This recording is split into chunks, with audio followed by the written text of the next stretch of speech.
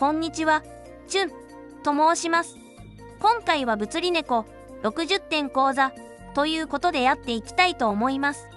昔は高級装備が必要な職というイメージでしたが、今では初心者金策最強職と言っても過言ではありません。無限試練、カロスで大活躍できます。そんな物理猫の魅力や低予算装備について解説をしていきます。物理猫のレビュー評価は満点です。魔法猫と同じく初期から火力が出せて移動が速く金策を効率よく行うことができます。操作も簡単ですので初心者さんにおすすめです。特に物理猫は遠距離物理型なので反射ダメージを気にせず戦えるのが最高です。こだわりがなければとりあえずこれと言える扱いやすさ。キーワードは高速移動、高耐久、反射対策、低予算。初心者さん復帰者さんにぴったりの職です。まずはスキル紹介。一部は魔法猫の説明と重複しますがご容赦ください。うずくまるは6秒間被ダメージを 80% カットする超強力な防御スキルです。スキルやアイテムが使用可能なのでうずくまるをしながら攻撃をします。ただしノックバックされると解除される点には注意。ニャンジャンプは14セル先まで瞬間移動できる高速移動スキル。なお移動後にスキルやクリック移動をしないと NPC と話せないので気をつけましょう。キャロットビートはターゲット指定の広範囲スキル。雑魚殲滅の主役で爽快に敵をなぎ倒せるスキルです。なお人参は持っていなくても使用可能です。サベージの魂は射程が長くボス戦闘の主力スキルです。またキャロビで倒しきれなかった敵を仕留めるのにも使えます。ターゲットした敵とその間に対する敵にも攻撃を行います。攻撃力が高いためボス戦の柱となるスキルです。では物理猫の実際の戦闘シーンを見てみましょう。このようにニャンジャンプで移動をしながら敵の塊にキャロビを撃っていきます。残った敵はサベージで対処。このスピーディーな動きが物理猫の魅力です。ボス戦ではサベージを逃げ打ちします。攻撃を食らうとダメージが下がるからです。口述するマグロシールドも重要です。次に優秀な支援スキルを見ていきましょう。大トロは HP を割合で回復する便利スキル。レベル4が推奨。レベル5はクールタイムが長くなるので使いにくく非推奨です。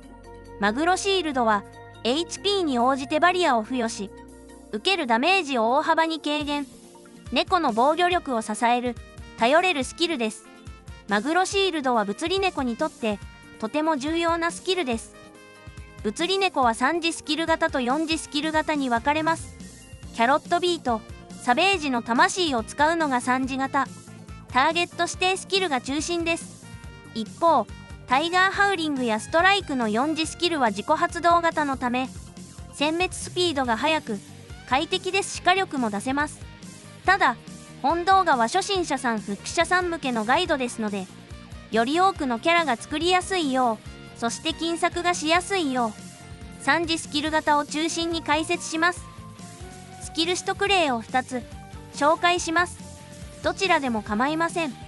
なおどちらも共通でアクラウスダッシュは4止めであることにご注意ください。効果時間と遠距離ダメージアップ効果は4でも5でも変化がないため4で使うのが一般的です。それでは物理猫をどのようにビルドしていけばいいのか見ていきましょう。スキルを連打するためにディレイカット 100% 以上が必須。そして攻撃と移動を快適にするために ASPD193 も必須です。詠唱時間ですがよりこだわるのなら美詠唱がおすすめです。RO には詠唱開始によるモーションキャンセルというテクニックがあり物理猫は美詠唱の方が快適にサベージを連打できます。そしてうずくまるの解除を防ぐノックバック無効や大トロやマグロの詠唱時間を短くする固定詠唱カットが重要です。そして最後に詠唱妨害負荷スキルが中断されなくなります。特に上の4点を優先して装備を整えていきましょう。次に物理猫を強化するエンチャントです。豪傑は火力の底上げと完全回避の効果もある重要なエンチャントです。そして次がとても重要な潜在覚醒、サベージの魂に、です。これにより、諸突猛進状態となることができ、火力が大幅に上がります。覇王は単発の攻撃力も上がりますし、スキル連打の観点でも重要です。潜在覚醒、キャロットビート1は雑魚殲滅が快適になります。極限の魔力は SP がぐんぐん回復しますし、重量オーバーでも活動できるようになります。特に豪傑と潜在サベージが重要です。以降は徐々に整えていきましょう。ここからは装備の選び方について解説します。その前に、物理猫の基礎として知っておくべきトピックをもう少しお伝えさせてください。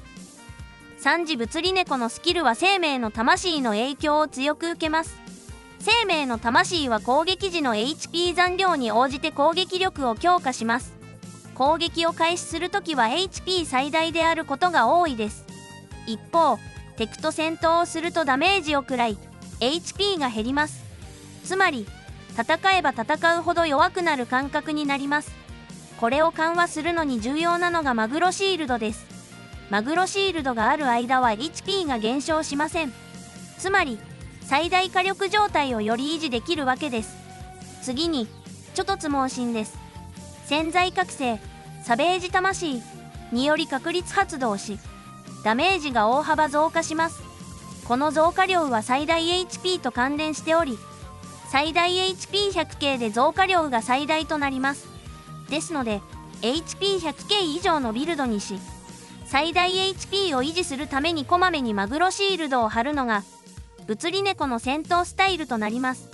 マグロシールドを貼り直すために、固定栄翔カットが重要です。また、微栄翔を維持するために、細かく IN 抜き、DEX の調整が必要です。その際に重要となるのがブレスが使えるアジのお守り。ラザーニャで購入できます。高級お守りは 10M なのでお求めやすいです。ブレス5が使えます。特選お守りはブレス10が使えて強力なのですが、高価です。ドラムスターターパック5000円でもらえるポイントを使って、特選味のお守りをもらうこともできます。どちらでもいいので、入手しておくことで、微栄翔の調整がしやすくなります。それでは改めて、装備のステップアップ方法を紹介します。装備ステップ。ステップ1の装備総額は 60M。英雄の痕跡を中心に金策をします。ステップ2の装備総額は 950M。魔人伝の攻略やハロスで遊びやすくなります。ステップ3は総額 2.4G。無限試練のカードショック到達も視野に入ります。ステップ4は総額 4.0G。DPS が多く伸び、無限試練の登頂が可能になります。金策は大変ですが、徐々にステップアップして、強くなった次キャラを楽しいものです。頑張っていきましょう。まず、最初は耳でもらえる強力な武器、メロンじゃらしです。DEF 虫、覇王、SP 消費軽減と効果がてんこ盛り。長く使う重要な武器です。エンチャントは STR7、アルカナ、覇王が標準的です。可能であれば DEX7 でスタートして、ステップ4の時点で STR にする方が強いです。シュックと相談しながら検討してください。次にステータスを増強します。プレミアメロンヘッドホンは、ステータスと攻撃力を大きく上げてくれます。ラーバレザースーツは DEX を上げ、栄翔時間を短縮できます。なるべく高精錬のものを買い、エンチャントで DEX をさらに伸ばしてください。また、監視するモノカードを指すことでさらに DEX を稼げます。次に型装備を強化します。ミステリーウィングはステータス合計に応じて効果がどんどん増えます。また、物理色では取りにくい固定栄翔 70% カットが取れるため、長くお世話になる装備となります。カードは攻撃速度と攻撃力を補強するプラズマラットです。ステップ1の段階です。装備総額は 60M、DPS は約 600K です。英雄の痕跡を中心に金策をしましょう。では、ここから徐々に強化していきます。次の強化箇所は上段。プラス7アウェイキングブルームの導入です。エンチャントは潜在覚醒、サベージの魂に。これによって確率で猪突猛進状態になることができ、火力が大幅に上がります。一般ボス耐性も 20% あり、優秀な頭装備です。なおプラス7でエンチャントが2つついたものが買えればお得です。カードはグレイブワームを指してください。最終的にはプラス8に乗り換え、潜在キャロビを導入するのが目標です。続いてはステータスアップ、攻撃力、攻撃速度が魅力のプラス7スターリースカイツインプライム。こちらもプラス7で豪傑付きのものが買えるとお得です。お次は HP 増強、ステータス強化ができ、豪傑がエンチャントできるプラス8号有無双のコテ。少し高価ですがステータスの都合上プラス8を導入したいです。エンチャントは投資を採用します。いわゆるマヤパ効果でハイド、黒をキングしている敵が見えます。カードはホドレムリンカードにしましょう。ホドレムリンカードと似た効果のカードは多数ありますので、そちらで代替しても問題ありません。ステップ2です。装備総額は約 950M ゼニー、DPS はおよそ 7.7M、 栄称は美瑛将、状態サベージの魂を小気味よく打つことができます。 DPS 的には魔人伝の攻略も視野に入るのですが、そのためには鎧を念鎧にする必要があります。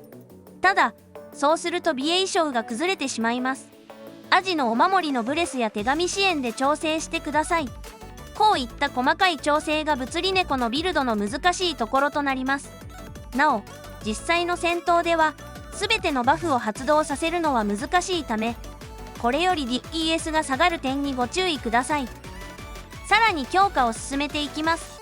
プラス7アラマズドの典型、ノックバック無効が非常に強力です。 MDEF が大きく上がり、凍結、石化対策につながっていきます。価格は 500M ゼニー。お金が貯まったらゴーストリングカードを指しましょう。次に今の装備の精錬値をアップさせていきます。ミステリーウィングとアウェイキングブルームを精錬値がより高いものに買い替えます。ミステリーウィングはプラス8を購入してください。エンチャントは覇王と栄称妨害負荷。カードは変わらずプラズマラットです。 MDEF も増えますので装備全体で MDEF100 を達成します。これによりレベルが自分より低い敵からの凍結や石化を防ぐことができます。アウェイキングブルームはプラス7から8への乗り換え、潜在キャロビがつけられるようになり、雑魚戦が快適になります。なおプラス7のエンチャ2個付きが購入できている場合は買い替えする必要はありません。次にクイーン・オブ・カラミティを導入します。お値段は 30M でお求めやすいのですが、効果もそれなりです。ただこういった少しずつの火力アップの積み重ねが攻略を楽にします。なお守護騎士の首飾りやボートのスカーフにファロスエンチャで DEX タス5をつけるのも一案です。ファロスエンチャントにはお金がかかりますのでおすすめとまでは言い難いですが、アプローチとしてお知らせしておきます。ステップ3の装備総額は 2.4G、 DPS は約 9.2M、 ノックバック無効が確保され MDEF100 による凍結、石化対策も取れています。 ASPD193、 ディレイ100も達成。ただしステータスがまだ不足していますのでアジのお守りによるブレスや手紙支援で補ってください。サラの記憶で入手できる DEX 料理を使うのも良いです。それでは仕上げとなるステップ4です。ステータスを増強し無栄称にしつつ覇王の変身を増やします。それが物理色の強い味方オメガコア。ステータスアップ、必中、 HP 増加に加え覇王、豪傑の発動確率もアップします。価格は1時高額ですがそれだけの価値はあります。スロットありの神羅万象、必中25、HP15 を購入しましょう。7月には 700M 程度まで値下がる見込みです。最後の仕上げとなるアイテムもアクセです。神羅万象の指輪、ダメージアップ、ディレイ減少、攻撃速度アップと全体を底上げしてくれます。さらにキルゲインも優秀です。カロスエンチャントで DEX7 と A 称号外無効をつけましょう。型装備の A 称号外を2筆に変更してください。なお、DEX7 のエンチャントは今後ステータスが伸びた際に STR7 に変更してください。価格は 600M、2025年5月時点。ステップ4の装備総額は 4.0 時、DPS は 17.0M と大きく伸びます。ノックバック無効、MDEF100 を維持しつつ、ASPD193 はもちろん、覇王、3箇所の導入により無栄称に移行します。以降は、スターリーツインやアウェイキングブルームのプラス9導入を目標にしていきましょう。物理猫のまとめです。遠距離物理色なので、反射対策が不要です。そして、ニャンジャンプによる高速移動と、キャロビ、サベージによる高速な敵選別が快適です。このスピーディーな操作感が物理猫の最大の魅力です。ただ、その力を引き出そうとすると、序盤は美瑛章の調整をする方が強く使えます。この調整が少し難しいです。また、4次色になった後はマグロシールド、大トロ、エビ三昧などの支援スキルが取れるため、パーティー支援も可能です。比較的、低予算で無限試練、カロスで活躍できる、初心者金策最強色が物理猫です。最後までご覧いただきありがとうございました。こんなのもあるよ、というアイデアがあれば、ぜひコメントで教えてください。